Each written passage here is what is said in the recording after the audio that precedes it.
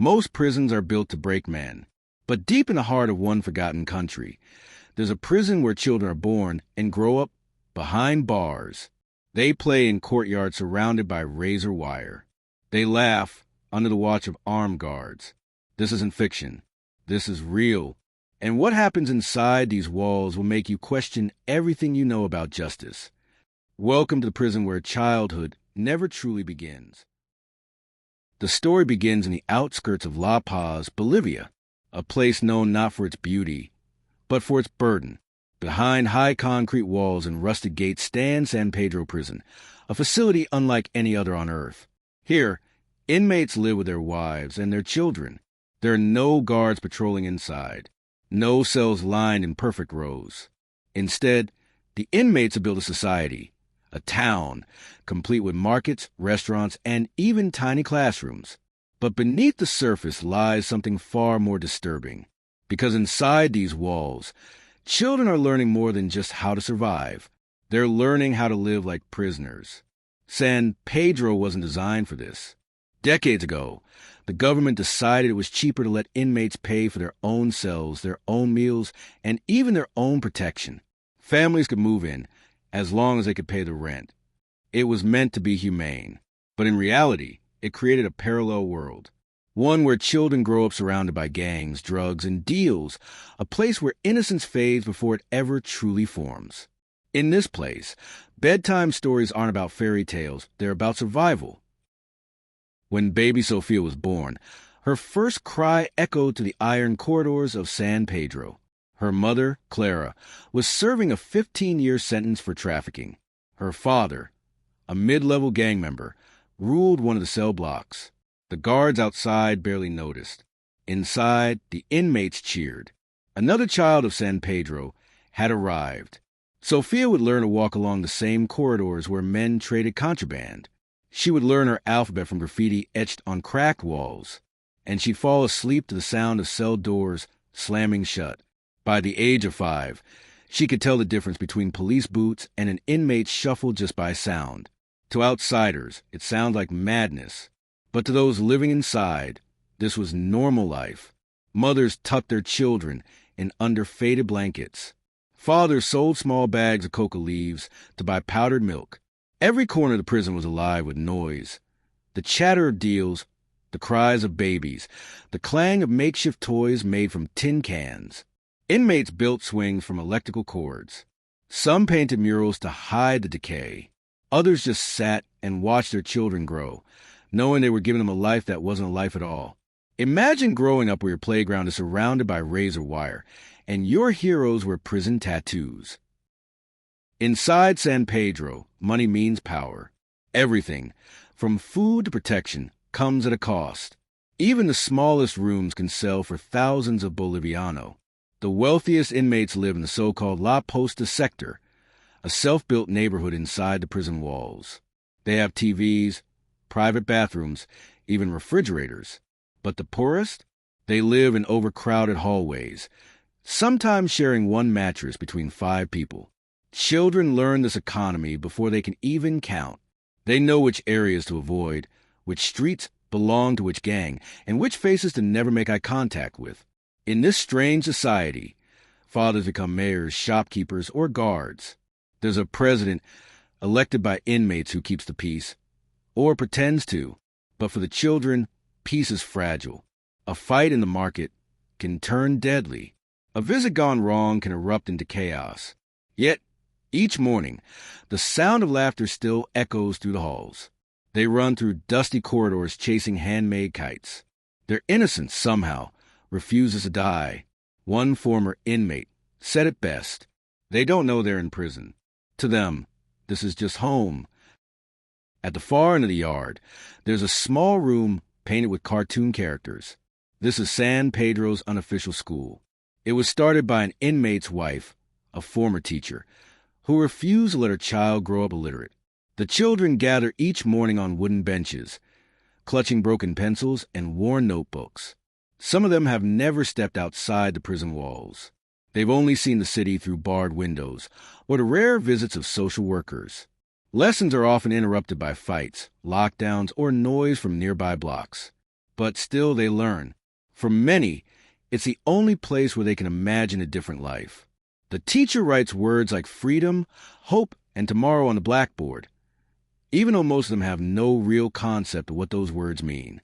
She once said in an interview, "They draw birds with open wings. None of them has ever seen one fly."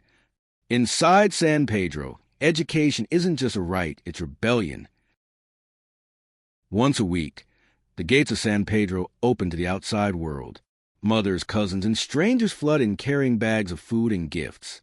For a few hours, the prison feels almost alive, like a carnival made of concrete. Children wait by the entrance, eyes wide, hoping someone brings something sweet. Some of them don't even know who's visiting. They just crave the taste of something that isn't powdered or stale. But as the day ends, the visitors leave. The gates slam shut again, and reality returns. The echo of laughter fades into silence. The children retreat into dim hallways, clutching candy wrappers like treasures. The illusion of normalcy, gone. A volunteer once said, "The saddest part isn't when they cry because someone didn't visit. It's when they stop expecting anyone to come." When the sun sets over San Pedro, a different kind of market comes alive. The smell of cooked rice and cigarettes mixes with something sharper, fear. The children are told to stay inside their quarters. But Sophia, now 9, watches through a cracked window. She sees her father exchange envelopes under dim light, men whispering with their hands on hidden weapons. Inside San Pedro, business doesn't sleep. Coca paste moves through laundry baskets. Mobile phones arrive hidden inside loaves of bread. And the same corridors that echo with children's laughter by day become negotiation grounds by night. Violence is always one mistake away. One wrong word, one unpaid debt, and the thin layer of order crumbles. The children learn early. When the shouting starts, you run and hide, behind the wooden shelves, under the thin mattress. Anywhere you can disappear. One inmate once said, "You can't protect a child from San Pedro. You can only delay the moment they understand what it really is." And that moment always comes too soon. They say monsters live under the bed. Here, they live next door. The government knows what happens inside San Pedro, and yet it does nothing, because as long as the walls stand, the chaos stays contained. Local journalists who tried to expose the truth were denied entry, threatened, or silenced. Officials insisted families live there by choice. But choice means nothing when the alternative is starvation. Some of the inmates' wives came voluntarily, because they had nowhere else to go. Others were pressured by their husbands or gang leaders. For them, living in a prison was safer than living outside it. The silence became part of the system. Occasionally, an international reporter would sneak in. The world would gasp for a week. Headlines would scream, "Children raised behind bars." And then the story would fade, until the next child was born inside those same walls. The world watched. The walls stood, and the children grew. It was a cold morning in June when everything changed. Rumors spread a major raid was coming. The government had finally decided to reclaim control of San Pedro. For the first time in years, heavily armed guards stormed through the gates. Tear gas filled the courtyards. Children screamed as explosions echoed between the blocks. Mothers wrapped their kids in blankets, hiding them under tables. Inmates shouted, begging the officers to stop, but chaos had already taken hold. One officer later said, "We didn't know who was who." Everyone looked like a prisoner. In that confusion, Sophia and her mother ran. They reached the outer corridor. Smoke thickened the air. A guard shouted for them to freeze. Clara held Sophia close, too close, and whispered, "Don't look back." Moments later, a gunshot cracked through the fog. When the dust cleared, Clara lay still on the cold concrete floor. Sophia, trembling, stared at her mother's motionless face. She was 10 years old, and she had just witnessed her first death. In San Pedro, childhood ends the day you open your eyes. The raid lasted less than 3 hours, but its aftermath lasted years. The government announced victory, claiming they had restored order. But what they really did was scatter hundreds of families with nowhere to go. Sophia was taken to a state orphanage on the city's edge, a concrete block with peeling paint and metal bars that looked far too familiar. The media tried to track her story, but she disappeared into the system like so many others. Her name changed, her file lost. Some say she was adopted by a foreign aid worker. Others believe she found her way back to San Pedro as a teenager. This time not as a visitor, but as an inmate herself. The truth? No one knows. But for those who lived through that day, one thing was clear. You can remove the child from the prison, but you can't remove the prison from a child. Years later, visitors who enter San Pedro still claim they hear the laughter of children echoing in the halls, even though no child lives there anymore. The murals remain, faded drawings of houses, birds, and suns, painted by hands that no longer remember the sky. Some inmates still keep toys in their cells, not because they have children now, but because they had them once and can't forget. One old prisoner, when asked why he never left, said, "Out there, no one remembers us. In here, at least the walls do." The government has since restricted family residency, but unofficially, the rule still bends. Somewhere in those corridors, another child might be learning their first words, words that echo between the bricks of a world that never changes. Mama, Papa, Calle, Cielo, Mom, Dad, Street, Sky. Words of freedom, learned in captivity. Inside San Pedro, children don't dream of escaping the prison. They dream of understanding why they were born in one. 15 years later, San Pedro prison looked almost the same, only older, quieter, more tired. The paint peeled deeper, the air heavier. In 2019, a young woman arrived at the gates, carrying a folded piece of paper and a name she hadn't spoken in years, Sophia. She was 25 now, her long black hair tied back, her hands trembling. The guards didn't recognize her. To them, she was just another visitor asking to see an inmate. But for Sophia, it wasn't a visit. It was a return. She wanted answers. She wanted to know what really happened the day her mother died, because official reports claimed it was an accident during a government operation. But inside the walls, whispers told a different story. They said Clara wasn't just collateral damage. She was silenced. Before her death, Clara had been working with a local journalist, secretly documenting the abuse and trafficking happening inside San Pedro. Her notebook vanished the same day she was shot.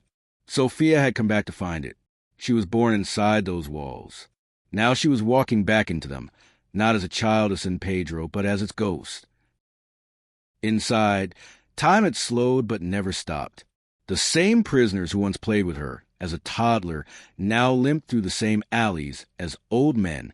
One of them, a man named Mateo, known for the scar that cut across his cheek, recognized her immediately. "You have your mother's eyes," he said softly, "but you shouldn't have come back." Sophia asked about her mother's notebook, the one filled with names, dates, and photos that could expose the prison's darkest secret. Mateo looked around nervously, then handed her a folded scrap of paper. On it, a single phrase was written, "Find the wall with the red hand." That night, as the visiting hours ended and the halls dimmed, Sophia moved silently through the prison courtyard. There, behind a faded mural of children playing, she found it, a red handprint, half faded, pressed against the wall. The same wall where her mother had been killed. She brushed away the dust, and behind a loose brick, something glimmered. A notebook, wrapped in plastic, untouched for 15 years. Sometimes the truth doesn't die. It just waits for someone brave enough to uncover it. The notebook was more than a diary. It was evidence. Inside were names of guards, officials, and local politicians, all linked to a network using San Pedro to traffic drugs and money. Clara had uncovered everything. Her last entry read, "If something happens to me, it won't be an accident. It will be them." Sophia's hands trembled as she turned the pages. The ink faded, but the truth screaming through every word. She realized her mother's death wasn't random. It was punishment. And now, by coming back, she was walking straight into the same danger.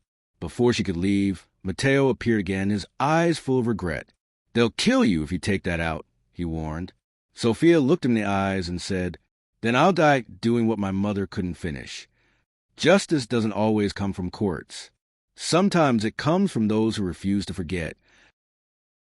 Days later, footage appeared online, grainy clips showing life inside San Pedro. Children playing in dark corridors, women cooking in makeshift kitchens, guards turning away from drug exchanges, and alongside it, pages from Clara's notebook. Within hours, the video went viral. International reporters flooded Bolivia. Government officials denied everything. Again.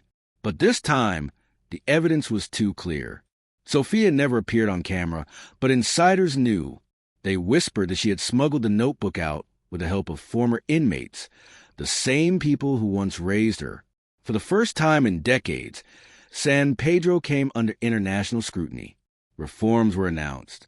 Funding poured in. The children were finally removed for good. But Sophia never came forward. Some say she fled the country. Others say she stayed, hiding in plain sight, still fighting the system that stole her childhood. One rumor even claimed she was working undercover for an NGO, rescuing children from prisons across South America. Maybe justice doesn't wear a badge. Maybe it wears the scars of the past, and keeps going anyway. Today, San Pedro Prison still stands. The walls are the same. The corridors echo with silence now. But if you look closely, you'll see the murals, the faded drawings left by children who once lived there. A sun, half covered by dust. A bird mid-flight, wings open.